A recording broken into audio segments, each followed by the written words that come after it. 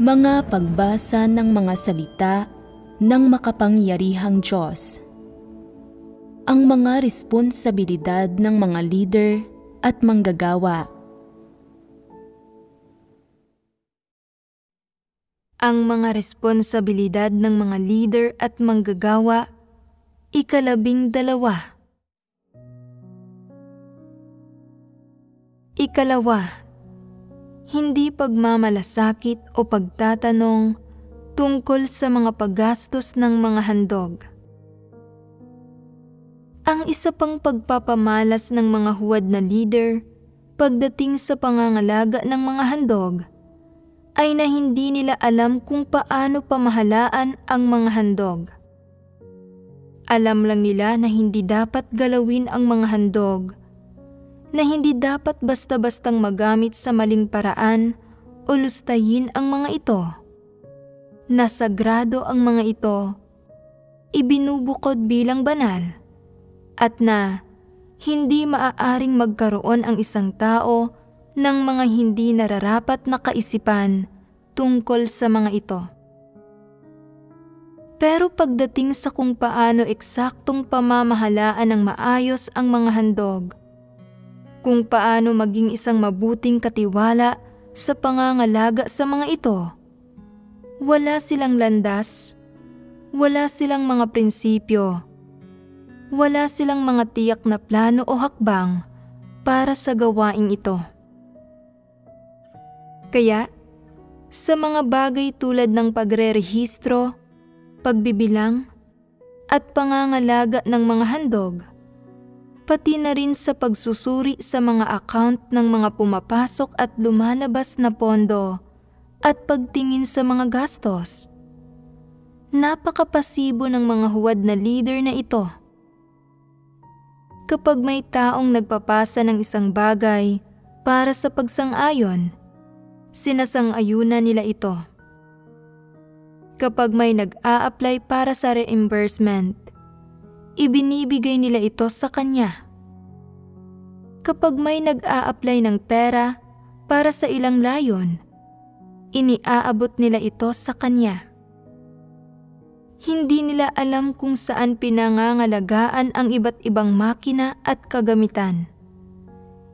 Hindi rin nila alam kung angkop ang tagapag-ingat ng mga ito o kung paano malalaman kung angkop ba siya. Hindi nila kayang kilatisin ang puso ng mga tao at hindi nila kayang kilatisin ang diwa ng mga tao. Kaya, bagaman may mga tala ng lahat ng lumalabas na mga handog sa ilalim ng saklaw ng pamamahala ng mga taong ito, kung titingnan ang mga detalye ng gastos sa mga account na iyon, marami sa mga paggastos ang hindi makatwiran at hindi kinakailangan. Marami sa mga iyon ay kalabisan at pag-aaksaya.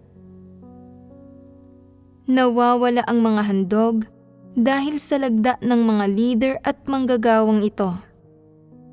Sa panlabas, tila gumagawa sila ng partikular na gawain, pero sa katunayan, wala talagang mga prinsipyo sa ginagawa nila. Hindi sila nagsasagawa ng pagbeberipika, nagpapabasta-basta sila. Sumusunod sa mga patakaran at regulasyon, wala nang iba pa. Hindi talaga ito pasok sa mga pamantayan para sa pamamahala ng mga handog, lalo na sa mga prinsipyo nito. Kaya, sa panahon ng paggawa ng mga huwad na leader, napakaraming hindi makatwirang gastos. Kung may tao roon para mangasiwa at mamahala ng mga bagay-bagay, paano nagkakaroon ng ganitong mga hindi makatwirang gastos? Ito ay dahil ang mga leader at manggagawang ito ay hindi umaako ng responsibilidad sa gawain nila. Gumagawa sila ng pabasta-basta at hinaharap ang mga bagay-bagay ng pabaya at hindi sila kumikilos ng naaayon sa mga prinsipyo. Hindi nila pinasasama ang loob ng iba. Umaasta sila na parang mga mapagpalugod ng mga tao. At hindi sila nagsasagawa ng wastong pagbeberipika. Maaaring wala pang ang isang tunay na responsableng tao sa mga namamahala sa mga handog. Walang kahit isa na talagang kayang magsagawa ng pagbeberipika.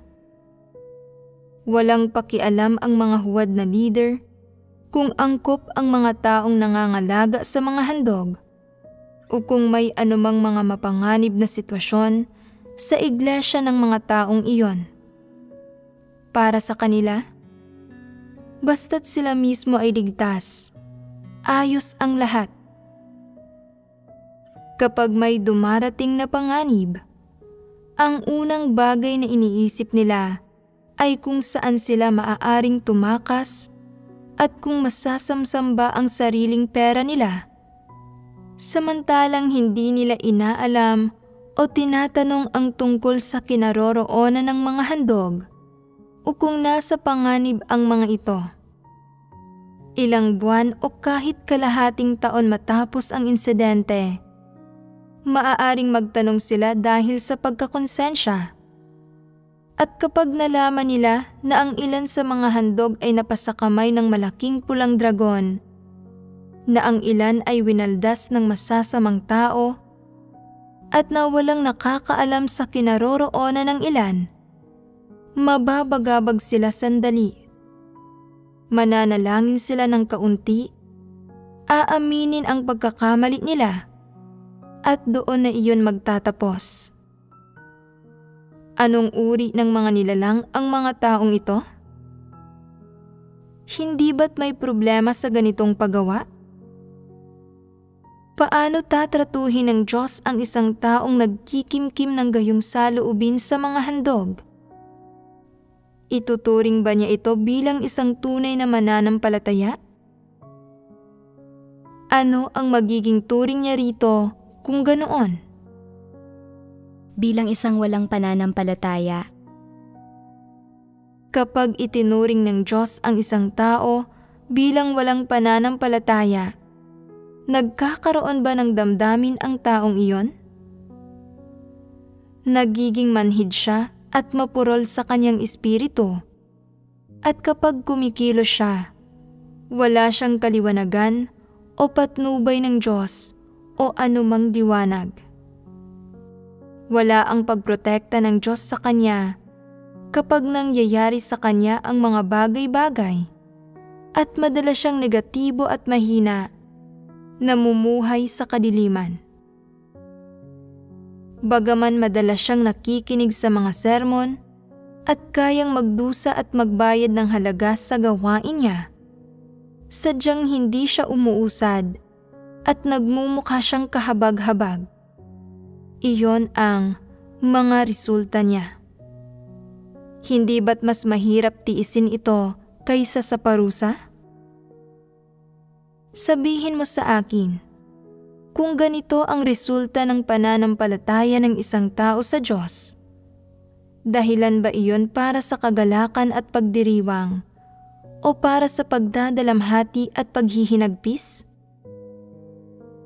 Hindi ito isang magandang senyales sa aking opinyon. Hindi kailanman sineseryoso ng mga huwad na leader ang gawain ng pamamahala sa mga handog. Bagaman sinasabi nilang, hindi dapat galawin ng mga tao ang mga handog sa Diyos. Ang mga handog sa Diyos ay hindi dapat lustayin ni numan at hindi dapat mapasakamay ang mga ito ng masasamang tao.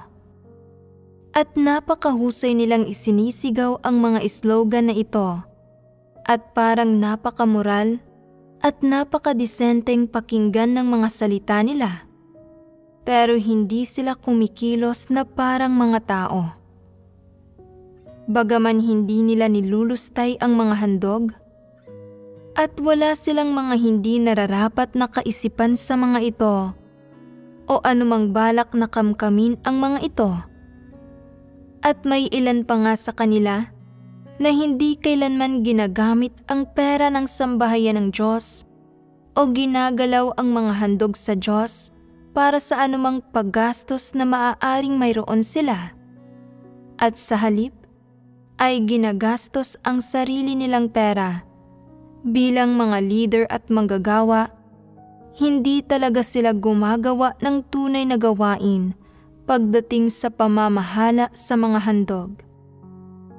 Hindi man lang nila ginagawa ang mga simpleng bagay tulad ng pagtatanong tungkol sa kalagayan ng paggastos ng mga handog o pagbeberipika sa mga paggastos ng mga handog.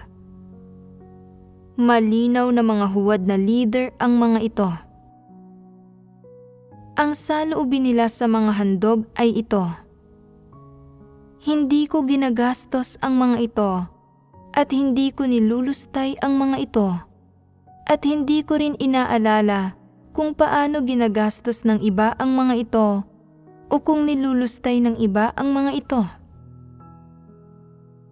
Sinasabi ko sa mga huwad na leader na ito na napaka-problematiko ng maligamgam na saloobin mong ito.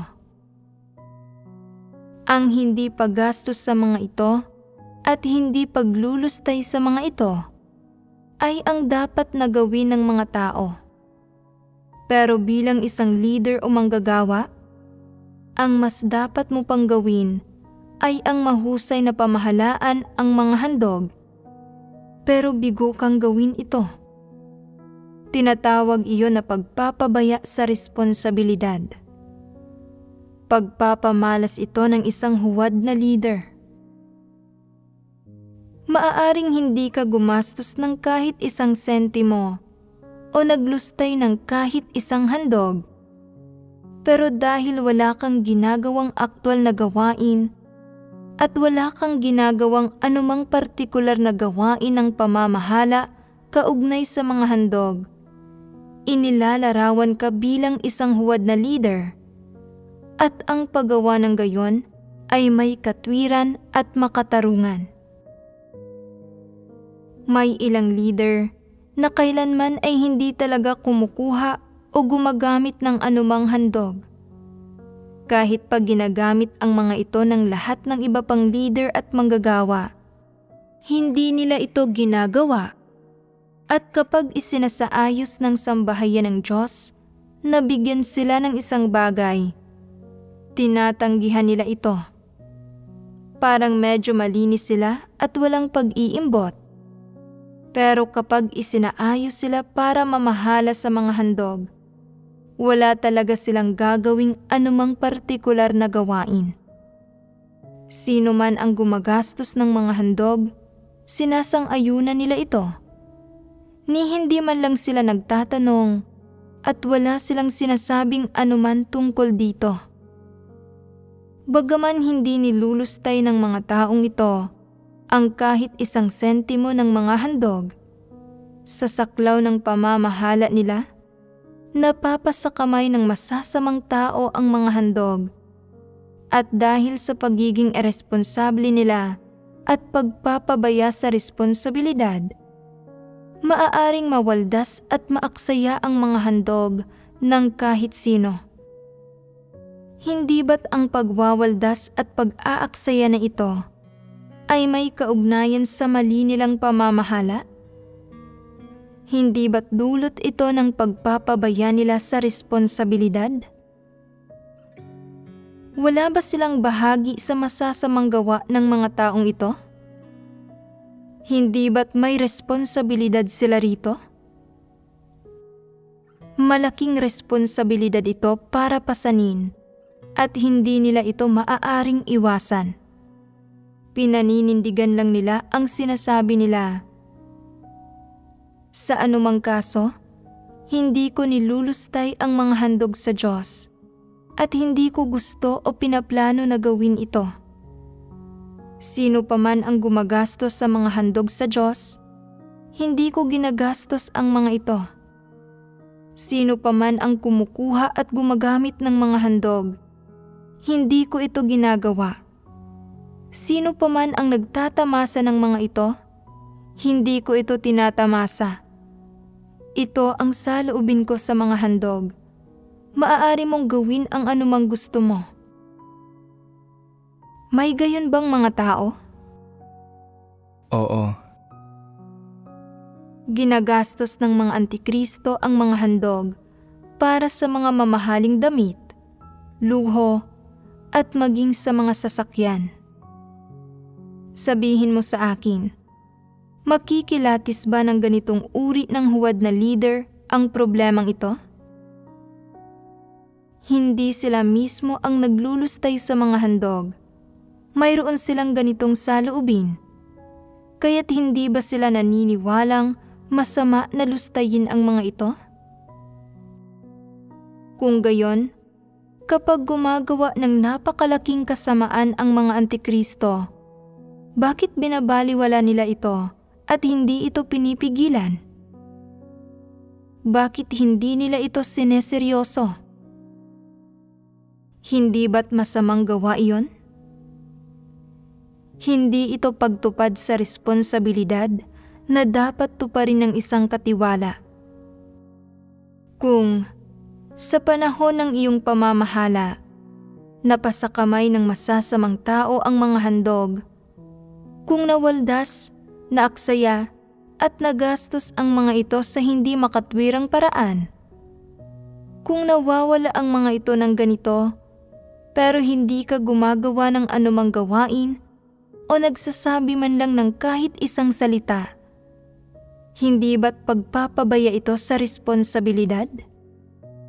Hindi ba't pagpapamalas iyon ng isang huwad na leader? Kung hindi mo sinasabi ang dapat mong sabihin, hindi ginagawa ang dapat mong gawin, hindi tinutupad ang responsibilidad na dapat mong tuparin, at bagaman nauunawaan mo ang bawat doktrina, sadyang hindi ka gumagawa ng aktwal na gawain, tiyak na isa kang huwad na leader. Naniniwala kang, sa anumang kaso, hindi ko nilulustay ang mga handog. Kung ginagawa ito ng iba, usapin nila iyon. Hindi ba't isa kang huwad na leader kung ganoon? Ang hindi paglulustay ng mga handog ay personal mong usapin. Pero napangalagaan mo ba ng maayos ang mga handog? Natupad mo ba ang iyong responsibilidad kaugnay sa mga handog? Kung hindi, huwad na leader ka. Huwag kang maghanap ng palusot para sa sarili mo. Sinasabi, sa anumang kaso, hindi ko nilulustay ang mga handog, kaya hindi ako huwad na leader. Ang hindi paglulustay ng mga handog ay hindi sapat na batayan para masukat kung ang isang leader o manggagawa ay pasok sa pamantayan.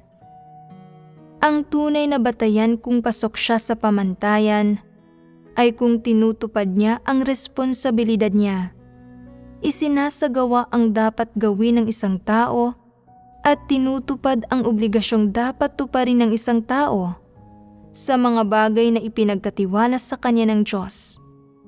Iyon ang pinakamahalaga. Kaya, sa pamamahala ng mga handog, ano ang iyong obligasyon at responsibilidad? Naisagawa mo na ba ang lahat ng ito? Napakalinaw na hindi mo nagawa. Nagpapabasta-basta ka lang, natatakot na mapasama ang loob ng mga tao, pero hindi ka natatakot na mapasama ang loob ng Diyos. Binabaliwala mo ang mga handog dahil natatakot kang mapasama ang loob ng mga tao, na masira ang magandang imahe mo sa paningin nila. Kung mayroon kang ganitong pagpapamalas, tiyak na huwad na leader ka. Hindi ito pagbabansag sa iyo. Nakalatag ang mga katunayan para makita ng lahat. Hindi mo man lang matupad ang iyong obligasyon at responsibilidad. Napakamakasarili mo. Pinamamahalaan mo ng labis na mabuti, masinop, at maingat ang mga sarili mong gamit ang personal mong ari-arian. Hindi mo hinahayaang malantad ang mga gamit na iyon sa mga elemento. Hindi mo hinahayaang tangayin ang mga iyon ng sinuman. At hindi mo hinahayaan ang sinuman na manamantala sa iyo. Pero pagdating sa mga handog, wala ka talagang pagpapahalaga sa responsibilidad. Hindi mo man lang isinasagawa ang 10 bahagi ng responsibilidad na ginagawa mo pagdating sa pamamahala ng sarili mong mga gamit. Paano ka maituturing na mabuting katiwala? Paano ka maituturing na leader o manggagawa? Malinaw na isa kang huwad na leader. Ito ay pagpapamalas ng isang uri ng huwad na leader. 3, paghihigpit sa mga makatwirang paggastos. May isa pang uri ng huwad na leader at talagang kasuklam-suklam din ito. Pagkatapos maging mga leader ang ganitong mga tao, nakita nilang ang taong nangangalaga sa mga handog ay gumagastos ng pera ng labis at napakamaaksaya, kaya tinanggal nila ito. Pagkatapos, ay inaasam nilang makahanap ng isang taong kayang magplano ng masusi at mag-budget ng maingat, na talagang mahigpit sa paggastos, at na marunong magpatakbo ng isang tahanan sa paraang matipid. Iniisip nila na iyon ang uri ng tao na magiging isang mabuting katiwala, at lumalabas na sa palagay nila ay walang sino mang angkop, at kaya sa huli ay sila na mismo ang nangangalaga sa mga handog. Kapag sinasabi ng mga kapatid na kailangang maimprinta ang ilang kopya ng mga aklat ng mga salita ng Diyos para sa pangangaral ng Ebanghelyo, hindi ito pinahihintulutang magawa ng mga leader na ito. Iniisip na masyadong magastos ang mag-imprinta ng mga aklat. Wala silang pakialam kung agaran itong kailangan para sa gawain. Para sa kanila, ayos lang basta't nakatitipid sila ng pera. Sadyang hindi nila alam kung saan gagamitin ang mga handog sa Diyos na pinaka-naaayon sa kanyang mga layunin. Ang alam lang nilang gawin ay ang protektahan ang mga handog sa Diyos at huwag talagang hayaang magalaw ang mga ito. Hindi nila ginagastos ang dapat gastusin. Talaga namang mahusay nilang isinasagawa ang pagbeberipika. Paano uusad ang gawain ng ganito? May prinsipyo ba ang mga leader na ito sa mga pagkilos nila? Hindi nila pinahihintulutang magawa ang gawaing dapat magawa. Hindi pinahihintulutang maimprinta ang mga aklat na dapat maimprinta. O hindi pinahihintulutang magastos ang perang dapat magastos. Hindi nila pinahihintulutan ang anumang makatwirang paggastos. Pamamahala ba iyon? Ano ito? Ito ay kawalan ng pagkaunawa sa mga prinsipyo. Hindi alam ng mga taong walang pagkaunawa sa mga prinsipyo kung paano pamahalaan ang mga handog kapag gumagawa sila. Naniniwala silang dapat nilang bantayan ang pera at huwag itong hayaang mabawasan kahit 1 sentimo. At na anuman ang gastos, hindi dapat galawin ang pera. Naaayon ba ito sa mga layunin ng Diyos? Hindi ito naaayon. Ang pagkontrol sa mga bagay-bagay at pagsasagawa ng pagbeberipika ng walang mga prinsipyo ay hindi pamamahala. ang walang habas na paggastos, pag-aaksaya, at pagwawaldas ay hindi pamamahala. Pero ang hindi pagpayag na magastos ang kahit isang sentimo at ang paghihigpit sa makatwirang gastos dahil sa pagbeberipika ay hindi rin pamamahala. Hindi naaayon sa mga prinsipyo ang alinman sa mga iyon. Dahil hindi nauunawaan ng ilang tao ang mga prinsipyo para sa paggamit, paglalaan, at pamamahala sa mga handog, nangyayari ang iba't ibang uri ng kalokohan at iba't ibang uri ng kaguluhan. Mukhang medyo responsable at dedikado ang mga leader na ito sa panlabas. Pero kumusta ang gawaing ginagawa nila? Wala itong prinsipyo. At dahil wala itong prinsipyo, nahahadlangan at nalilimitahan ang gawain ng ebanghelyo sa lugar nila. At nalilimitahan din ang ilang propesyonal na gawain dahil sa labis na mahigpit nilang pagbeberipika sa paggamit ng mga handog.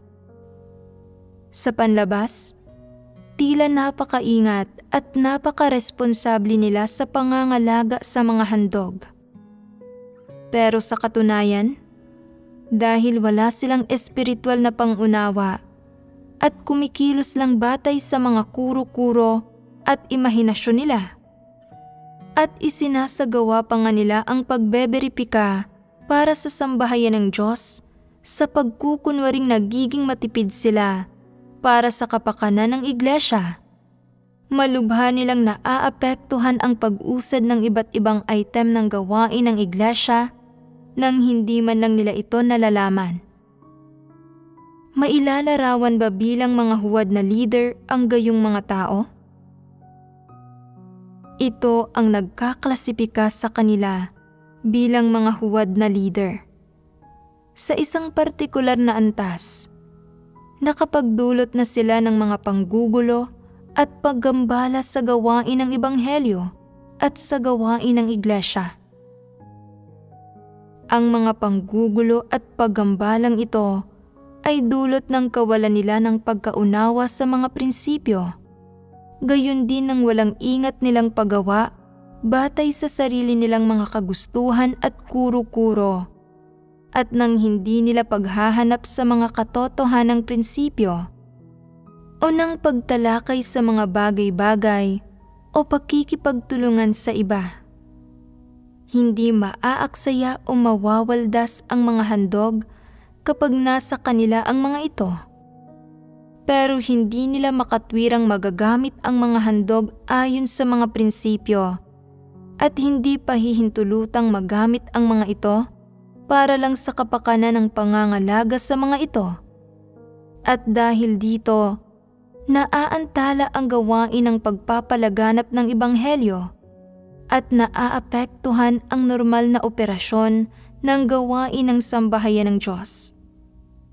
Kaya, batay sa pagpapamalas na ito, hindi talaga kalabisan na ilarawan sila bilang mga huwad na leader. Bakit inilalarawan din bilang mga huwad na leader ang gayong mga tao? Hindi nila alam kung paano gumawa ng gawain at ang pag-arok nila sa kung paano tratuhin ang mga handog at mga paraan ng pagtrato sa mga ito ay lubhang baluktot. Kaya magagawa ba nila ang iba pang gawain ng maayos? Tiyak na hindi. Hindi ba't may problema sa pag-arok ng mga taong ito? Baluktot ang pag-arok nila.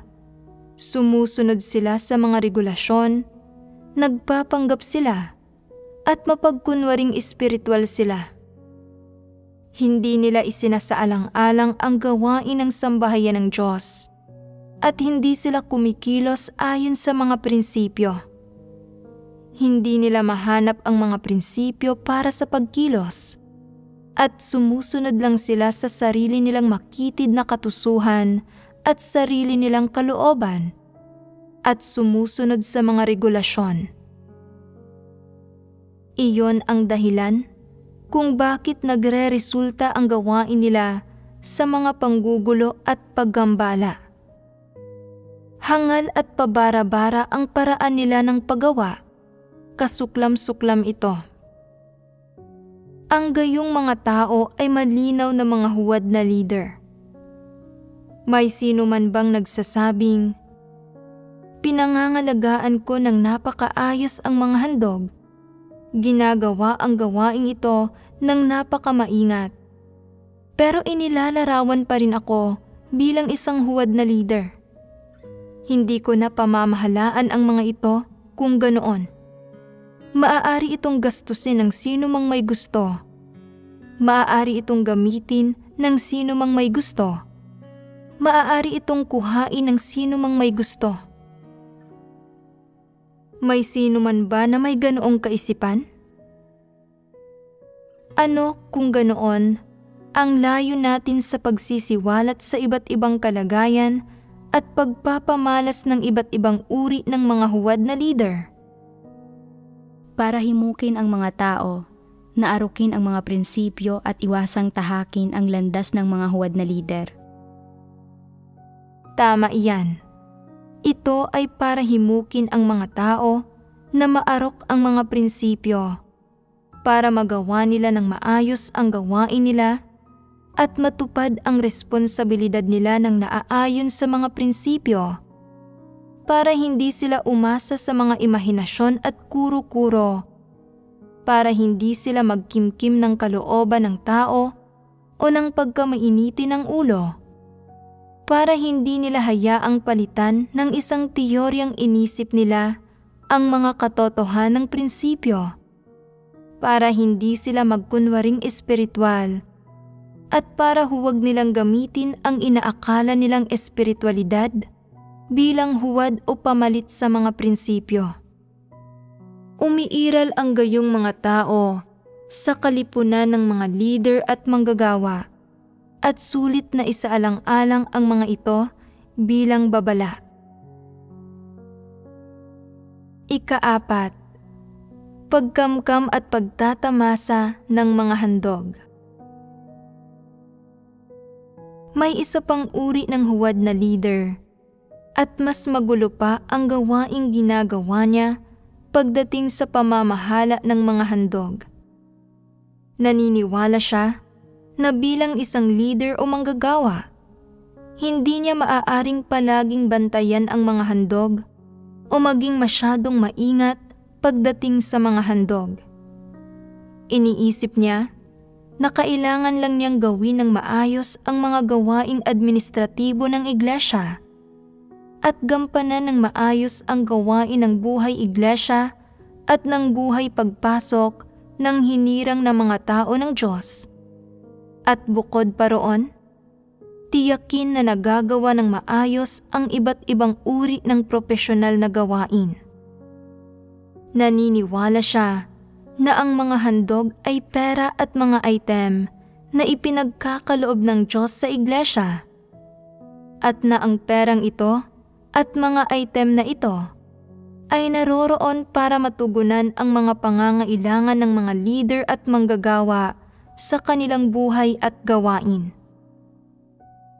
Ang implikasyon dito ay na ang mga handog ay inihahanda para sa mga leader at manggagawa, at na kapag ang isang tao ay napili bilang isang leader o manggagawa, pinahihintulutan siya ng Diyos na tamasahin ang mga handog na ito, at na ang mga leader at manggagawa ang may prioridad sa paglalaan sa mga ito, pagtatamasa ng mga ito, at paggastos ng mga ito.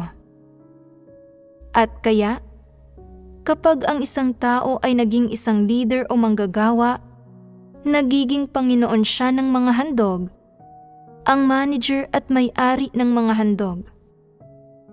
Kapag ang ganitong uri ng mga tao ay nakahahawak ng mga handog sa kanilang gawain, hindi nila inererehistro ang mga ito, binibilang ang mga ito, o pinangangalagaan ang mga ito, ni hindi rin nila sinusuri ang mga account ng mga pumapasok at lumalabas na handog. lalong hindi nila ini-inspeksyon ang kalagayan ng paggastos at paglalaan ng mga ito. Sa halip, inaalam at inaarok nila kung anong mga handog ang naroroon at kung may anumang maaaring tamasahin ng mga leader at manggagawa. Ito ang uri ng saloobin na mayroon ang mga leader at manggagawa sa mga handog. Sa pananaw nila, hindi kailangang erehistro, bilangin, o pangalagaan ang mga handog, o na-inspeksyonin ang mga pumapasok at lumalabas, o ang kalagayan ng paggastos ng mga ito. Walang kinalaman sa kanila ang gayong mga bagay. Kailangan lang nilang maglaan ng mga handog sa mga leader at manggagawa. Binibigyang prioridad ang mga ito pagdating sa pagtamasa ng mga handog. Sa pananaw nila, ang sinasabi ng mga leader at manggagawa ay ang prinsipyo. Nasa kanila ang desisyon kung paano gagastusin at ilalaan ang mga handog. Naniniwala sila na ang mapili bilang isang leader o manggagawa ay nangangahulugang na perpekto na ang isang tao at na, tulad ng isang pari, may pribilehiyo siyang tamasahin ang mga handog, pati na rin ang huling desisyon, karapatan sa paggamit, at karapatan sa paglalaan ng mga handog. Sa ilang iglesia, bago pa man mairehistro, mabilang, at mailagay ng mga tamang tauhan ang mga bagay na inihandog ng mga kapatid sa imbakan, nasilip, nasuri, at nasala na ang mga ito ng mga leader at manggagawa. Itinatago ang alinmang maaari nilang magamit, kinakain ang alinmang maaari nilang kainin, isinusuot ang alinmang maaari nilang isuot, at inilalaan ang alinmang hindi nila kailangan, direkta sa sino mang may pangangailangan para dito. Sa gayon, ay sila na ang nagpapasya imbes na ang Diyos. Ito ang prinsipyo nila. Ano ang nangyayari dito? Iniisip ba talaga nila na mga pari sila? Hindi ba't sobrang walang katwiran ito? May ibang leader at manggagawa na nakikitang kulang ng 2 upuan ang isang pamilya, na ang isa pa ay walang kalan, at na may isang taong hindi maayos ang kalusugan at kailangang uminom ng mga suplementong pangkalusugan. At pagkatapos ay ginagamit nila ang pera ng sambahayan ng Diyos para bilhin ang lahat ng bagay na ito. Ang paglalaan, pagkonsumo, paggastos, at karapatan sa paggamit ng lahat ng handog ay nasa mga leader at manggagawang ito. May katuturan ba ito? Hindi ba't ang ganitong pamamaraan ay bunga ng maling pagkaunawa nila? Sa anong batayan sila nagpapasya? May karapatan ba ang mga leader at manggagawa na kontrolin ang mga handog? Wala. Ang mga handog ay para pamahalaan nila, hindi para kontrolin at gamitin nila. Wala silang pribilehiyong tamasahin ang mga ito. Ang mga leader at manggagawa ba ay katumbas ng mga pari? Ng mga taong naperpekto na? Sila ba ang mga may-ari ng mga handog? Hindi. Kung ganoon, bakit nagpapasya silang gamitin ang mga handog para bumili ng mga bagay para sa ganito at ganyang pamilya nang walang autorisasyon? Bakit may ganoon silang karapatan? Sino ang nagbigay ng karapatang iyon sa kanila? Itinatakda ba ng mga pagsasaayos ng gawain na ang unang dapat gawin ng mga leader at manggagawa pagkatapos nilang tanggapin ang kanilang posisyon ay ang ganap na kontrolin ang pananalapi ng sambahayan ng Diyos? Bakit may mga leader at manggagawa na naniniwala rito kung ganoon? Ano ang problema roon? Kapag naghahandog ang isang kapatid ng isang mamahaling kasuotan at may isang leader o manggagawa na nagsusuot nito kinabukasan, ano ang nangyayari? Bakit ang mga inihahandog ng mga kapatid ay napupunta sa kamay ng isang individual? Ang ibig sabihin ng individual dito ay walang iba kundi ang leader o manggagawa. Hindi lang siya bigo sa pamamahala sa mga handog ng maayos. Sa halip, siya pa mismo ang nangunguna sa pagkamkam sa mga ito at personal na pagtatamasa sa mga ito. Ano ang problema rito? Kung susuriin natin ang leader o manggagawang ito, batay sa hindi niya paggawa ng aktwal na gawain, pagdating sa pamamahala ng mga handog, mailalarawan siyang isang huwad na leader. Pero kung titingnan natin siya sa aspekto ng pagkamkam at personal na pagtatamasa sa mga handog, 100% na maaaring ilarawan siya bilang isang antikristo. Kaya, ano mismo ang tamang paraan para ilarawan ang taong iyon? Pareho siyang isang huwad na leader at isang antikristo. Sa pamamahala sa mga handog, sinusuri ng mga huwad na leader ang lahat ng handog at inaatasan ang mga tao na pamahalaan ang mga ito. Pero bago nila gawin iyon, kinakamkam muna nila ang isang bahagi para sa sarili nila at nagdedesisyon ng walang autorisasyon para ilaan ang isa pang bahagi. Para sa mga natirang bagay na ayaw nila o na hindi nila kinikilala pero ayaw ipamigay, itinatabi muna nila ang mga ito pansamantala. Pagdating sa kinaroroonan ng mga handog na iyon, kung may angkop na tao bang nangangalaga sa mga ito, kung dapat bang regular na inspeksyonin ang mga ito, kung may sino man bang nagnanakaw sa mga ito, o kung may sino man bang kumakamkam sa mga ito, pare-parehong hindi iniintindi ng mga huwad na leader ang mga bagay na ito.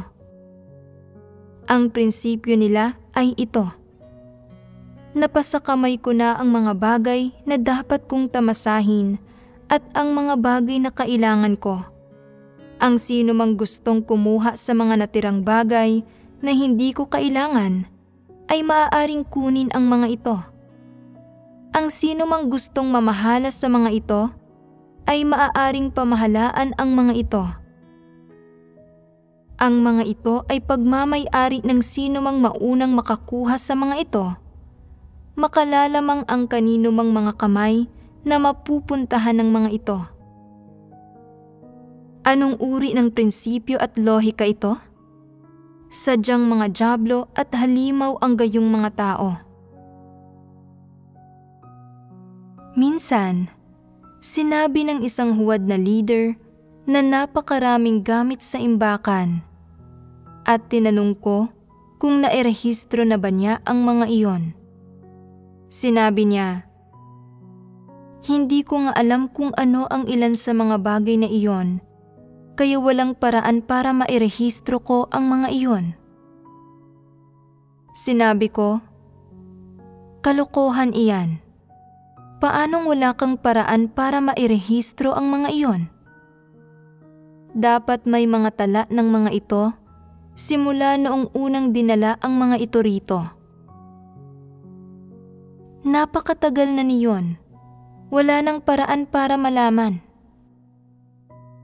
Anong klaseng pananalita ito? Inaako ba niya ang responsibilidad? Sinabi ko, "May ilang damit dyan. Tingnan mo kung sino sa mga kapatid ang nangangailangan ng mga ito at ipamahagi mo ang mga damit sa kanila. Hindi na uso ang ilan sa mga iyon. Walang interesado. Sinabi ko, ipamahagi mo ang mga kailangan ng mga kapatid at pangasiwaan mo ng naaangkop ang mga hindi nila kailangan. Hindi niya ito sinunod. Nagiging maingat at masipag ba siya? Kapag inaatasan siyang gumawa ng isang gawain, palagi siyang nagrereklamo, nagsasabi ng mga negatibong bagay at tinutukoy ang mga paghihirap. Ang hindi niya sinasabi ay napangangasiwaan niya ang mga bagay na ito ng maayos nang ayon sa mga prinsipyo. Wala talaga siyang intensyon na magpasakop. Ano man ang hingin sa kanya ng sino man, palagi siyang nagsasalita tungkol sa mga paghihirap na para bang kung mapatatahimik niya ang taong iyon sa pagsasalita ng ganito, mananalo siya at magkakamit ng kalamangan at pagkatapos ay matatapos na sa gawain niya. Anong uri ng nilalang ang taong ito? Hindi ka ginawang leader o manggagawa para magdulot ng problema o para matukoy mo ang mga paghihirap at issue. Ito ay para malutas mo ang mga problema at mapangasiwaan ang mga paghihirap. Kung talagang may kakayahan ka sa iyong gawain, pagkatapos mong banggitin ang mga issue at paghihirap, susundan mo ito ng pagsasalita tungkol sa kung paano mo pangangasiwaan at lulutasin ang mga iyon ayon sa mga prinsipyo. Magagawa lang ng mga huwad na leader na sumigaw ng mga slogan, mangaral ng doktrina, magyabang at magsalita tungkol sa mga objetibong pangangatwiran at palusot. Wala talaga silang tunay na kapabilidad sa gawain at pagdating sa pamamahala sa mga handog, hindi rin nila kayang kumilos ayon sa mga prinsipyo o tuparin ang responsibilidad nila. Ganito kahina ang kanilang pag-iisip at kawalang kakayahan. Pero pakiramdam pa rin nila na ngayong leader o manggagawa na sila. May mga pribilehiyo at katayuan sila. Nagtataglay ng isang natatanging pagkakakilanlan at ang may-ari at tagagamit ng mga handog. Ang ganitong uri ng huwad na leader ay marunong lang magtamasa ng pribilehiyo ng paggastos ng mga handog. Hindi siya makakita o makadiskubre ng anumang kaso ng di makatwiran at walang habas na paggastos ng mga handog. At maaaring makita pa nga niya ang mga ito, pero wala siyang gagawin para pangasiwaan ang mga ito. Bakit ganito? Ito ay dahil ang alam lang niya ay magtamasa ng pakiramdam ng superioridad na dala ng pagiging leader o manggagawa. Wala siyang kahit kaunting pagkaunawa sa mga hinihingi ng Diyos sa mga leader at manggagawa o sa mga prinsipyo ng paggawa ng gawain sa sambahayan ng Diyos. Mga walang silbi lang sila, mga basura lang sila, at may mahinang pag-iisip lang sila. Hindi ba't nakasusuklam na ang gayong mga taong magulo ang isip ay gusto pa ring magtamasa ng mga benepisyo ng katayuan? Ano ang naunawaan ninyo mula sa pagsisiwalat natin sa ganitong uri ng huwad na leader? Sa sandaling maging leader o manggagawa ang ganitong uri ng tao, gusto niyang bumuo ng mga pakana kaugnay sa mga handog at nakatuon ang mga mata niya sa mga handog. Sa isang tingin, makikita ng isang tao na matagal na niyang inaasam-asam na gumastos ng pera sa magarbong paraan at na magwaldas ng mga handog. Ngayon, sa wakas, dumating na ang pagkakataon niya. Magagawa na niyang basta-bastang gumastos ng pera sa paraang iyon at gamitin ang mga handog sa Diyos ayon sa kagustuhan niya. Tinatamasa ang mga bagay na hindi niya pinaghirapan. Sa gayon, ay ganap na nalalantad ang tunay na kasakiman niya. Nakikita ba ninyo ang gayong mga tao sa kalipunan ng mga leader at manggagawa noon at ngayon? Palaging mali ang pagkaunawa nila sa mga responsibilidad at definisyon ng pagiging mga leader at manggagawa. At sa sandaling maging leader o manggagawa sila, umaasta silang Panginoon ng sambahayan ng Diyos. Inihahanay nila ang sarili nila sa ranggo ng mga pari at iniisip nila na natatanging tao sila. Hindi ba't medyo kahinaan ang isip ito? Totoo ba na kapag naging leader o manggagawa ang isang tao, hindi na siya isang tiwaling tao? Totoo ba na bigla na lang siyang nagiging isang taong nagawang banal? Kapag naging leader na siya, hindi na niya kilala kung sino siya at iniisip niya na dapat niyang tamasahin ang mga handog. Hindi ba't mahina ang pag-iisip ng gayong mga tao? Tiyak na mahina ang pag-iisip ng gayong mga tao. Wala silang katwiran ng normal na pagkatao. Kahit pagkatapos nating magbahagi na ng ganito, hindi pa rin nila alam kung ano ang mga tungkulin at responsibilidad ng mga leader at manggagawa. Tiyak na may gayong mga leader at manggagawa at ang mga pagpapamalas ng gayong mga tao ay labis na halata at kapansin-pansin. Sa pangunahin, ang mga ito ang mga pagpapamalas ng iba't ibang uri ng mga huwad na leader pagdating sa pangangalaga sa mga handog.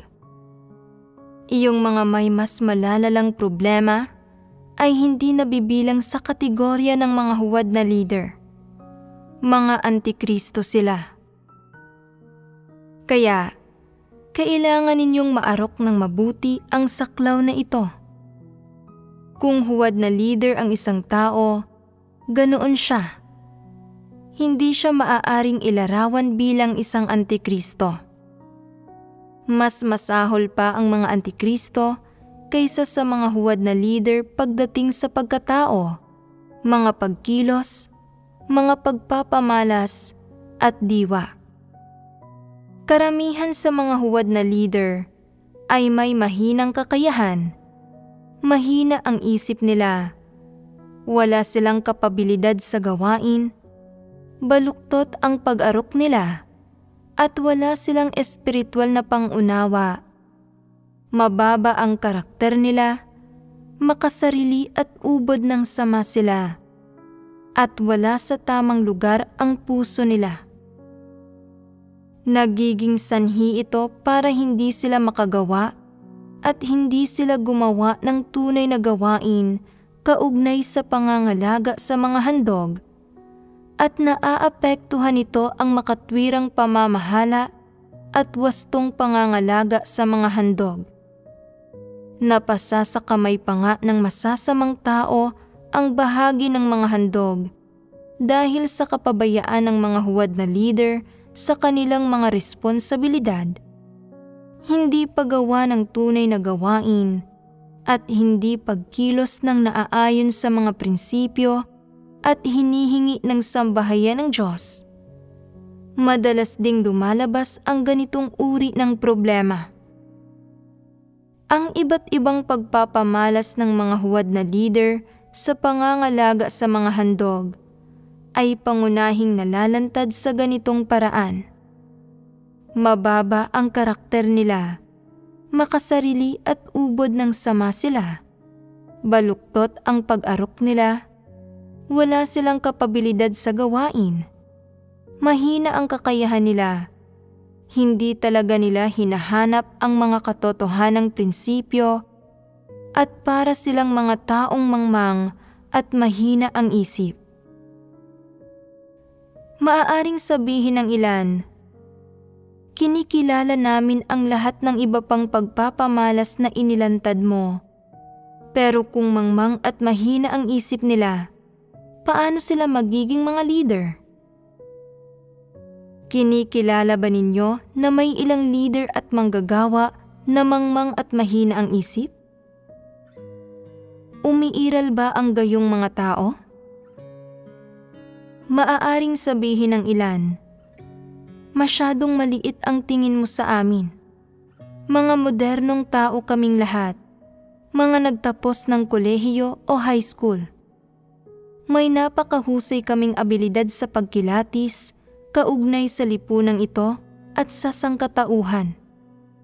Paanong pipiliin namin ang isang taong mahina ang pag-iisip bilang aming leader? Hindi iyon posibleng mangyari. Anong imposible roon? Karamihan sa inyo ay mahina ang isip at kulang din sa talino, kaya napakadali para sa inyo na pumili ng isang taong mahina ang isip bilang leader. Bakit sinasabi kong karamihan sa inyo ay mahina ang isip? Dahil karamihan sa inyo, gaano man karami ang naranasan ninyo, ay hindi makilatis ang diwa ng mga bagay-bagay at hindi maarok ang mga prinsipyo. Maaari kayong magpatuloy sa pagsunod lang sa mga regulasyon sa loob ng maraming taon. Paulit-ulit na ginagamit ang parehong paraan ng walang pagbabago. Nananatiling hindi naaarok ang mga prinsipyo, gaano man ibahagi ang katotohanan sa inyo. Ano ang problema rito? Napakababa ng inyong kakayahan. Hindi ninyo makilatis ang diwa o ugat ng mga problema at hindi ninyo magawang makita ang mga takbo ng pag-unlad ng mga bagay-bagay, lalong hindi ninyo masunod ang mga prinsipyong dapat taglayin sa paggawa ng mga bagay-bagay. Tinatawag ito na pagiging mahina ang isip. Gaano katagal bago ninyo lahat maunawaan ang mga prinsipyo para sa mga bagay na may kinalaman sa inyong mga tungkulin? May ilang tao na ilang taon nang gumagawa ng gawaing nakabatay sa teksto. Pero hanggang ngayon, ang mga artikulo at script na isinusulat nila ay pawang mga hungkag na salita pa rin. Hindi pa rin nila maarok ang mga prinsipyo at hindi nila alam kung ano ang realidad o kung paano magsabi ng isang bagay na totoo. Ito ay pagkakaroon ng napakahinang kakayahan at katalinuhan. Sa talinong tinataglay ninyo, hindi ba't magiging napakadali para sa inyo na pumili ng isang taong may mahinang isip bilang isang leader? At hindi lang ninyo siya pipiliin, kundi itatangi rin ninyo siya sa inyong puso. Kapag tatanggalin na siya, hindi mo iyon gugustuhing mangyari. Makalipas ang 2 taon, kapag nakilatis mo na siya at nagkamit ka ng pangunawa, saka mo siya magagawang makilatis bilang isang huwad na leader. Pero noon, anuman ang sabihin sa iyo, hindi mo siya pinahihintulutang matanggal. Hindi ba't mas mahina pa ang pag-iisip mo kaysa sa kanya? Bakit sinasabi kong may ilang leader at manggagawa na kulang sa talino? Ito ay dahil alam lang nila kung paano gumawa ng pinakasimpleng gawain. Pagdating sa medyo mas komplikadong gawain, hindi nila alam kung paano ito gawin. kapag may naharap silang kaunting paghihirap, hindi nila alam kung paano ito pangasiwaan. At kapag binigyan sila ng karagdagang gawain, hindi nila alam kung ano ang gagawin nila sa sarili nila. Hindi ba't problema ito sa kanilang katalinuhan? Hindi ba't pinili ninyo ang ganitong mga leader? At nagpapatira pa kayo sa paghanga sa kanila. Nananampalataya sila sa Diyos nang hindi naghahanap ng romantikong kapareha at gumugol sila para sa Diyos ng mahigit 20 taon. May kapasyahan silang magdusa, oo, at seryoso talaga sila sa gawain nila. Pero nauunawaan ba nila ang mga prinsipyo sa kanilang gawain? Kung hindi, sino ang nakauunawa? At lumalabas na lubos na magulo ang gawain nila nang ininspeksyon ito. Hindi nila naipapatupad ang alinman sa gawain. Sinabi sa kanila ang mga prinsipyo para sa gawain nila, pero hindi nila alam kung paano ito gawin. Paulit-ulit lang silang nagtatanong at hindi nila alam ang gagawin nila maliban kung tuwiran itong sabihin sa kanila. Ang pagsasabi sa kanila ng mga prinsipyo ay katulad lang sa hindi pagsasabi sa kanila ng anuman. Kahit pa isa-isang itala ang mga prinsipyo, hindi pa rin nila malalaman kung paano ipatupad ang gawain. May mga ganitong leader ba? Gaano man sabihin sa kanila ang mga prinsipyo, hindi nila nauunawaan ang mga ito at hindi nila naipapatupad ang gawain. Makipagbahaginan ka sa kanila o turuan mo sila tungkol sa parehong mga salita o bagay ng ilang ulit at hindi pa rin nila ito mauunawaan at lubos na hindi malulutas ang problema pagkatapos. Magtatanong pa rin sila kung ano ang gagawin at hindi maaari na may makaligtaan na kahit isang linya. Hindi ba't mahina ang isip nila? Hindi ba't pinili ninyo ang mga leader na ito na may mahinang pag-iisip? Hindi ninyo maitatanggi iyon, hindi ba?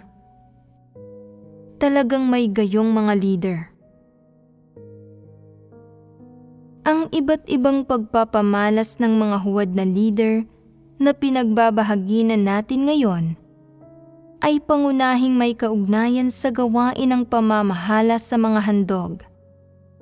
Sa pamamagitan ng pagsisiwalat natin sa iba't ibang pagpapamalas ng mga huwad na leader, dapat malaman ng mga tao na ang pamamahala ng mga handog ay isang mahalagang gawain ng mga leader at manggagawa at na hindi nila ito dapat kaligtaan. Bagaman iba ang bahaging ito ng gawain sa pangkalahatang pangangasiwa kumpara sa iba pang gawain, nauugnay ito sa normal na pagpapatakbo ng iba pang gawain ng sambahayan ng Diyos. Kaya, ang pamamahala ng mga handog ay isang napakahalaga at kritikal na gawain. Bakit ito mahalaga? Ang mga bagay na pinangangalagaan sa gawain ng pamamahala sa mga handog ay pag-aari ng Diyos. Kung ilalarawan ito sa medyo hindi angkop na paraan, ang mga bagay na iyon ay personal na ari-arian ng Diyos. Kaya dapat higit na maging buong puso, maingat, at masigasig ang mga leader at manggagawa sa gawaing ito. Kung tinitingnan natin ang gawaing ito sa usapin ng kalikasan ito, sa palagay ko ay hindi kalabisang itala ito sa ilalim ng gawaing administratibo. Ang dahilan kung bakit natin ito itinatala sa ilalim ng kategorya ng gawaing administratibo ay na Ang paggawa ng gawaing ito ay may kaugnayan sa saloobin ng mga tao sa Diyos at sa mga ari-arian niya. Kaya, kinakailangan ng mga tao na magkaroon ng tamang saloobin at na maarok ang mga tamang prinsipyo sa paggawa ng gawaing ito. Ang dahilan sa paglalagay natin ito sa kategorya ng gawaing administratibo ay para maipaunawa sa mga leader at manggagawa na napakahalagang gawin ang gawaing ito at na ito ay isang napakabigat na atas at isang napakabigat na pasanin. Ito ay para maipaunawa sa kanila na hindi nila ito dapat harapin na parang isa itong regular na gawain ng pangkalahatang usapin, na dapat na mayroon silang tumpak at malalim na kaalaman tungkol sa kahalagahan ng gawaing ito at pagkatapos ay maging buong puso, maingat at masigasig kaugnay rito. Maaaring maging pabaya ang mga tao sa ibang mga tao. Kahit may mangyaring mga pagkakamali, hindi ito isang malaking problema. Pero hinihimo ko ang mga tao na huwag maging magulo ang isip, huwag maging pabasta-basta, at huwag puro salita lang pagdating sa kung paano nila tinatrato ang Diyos.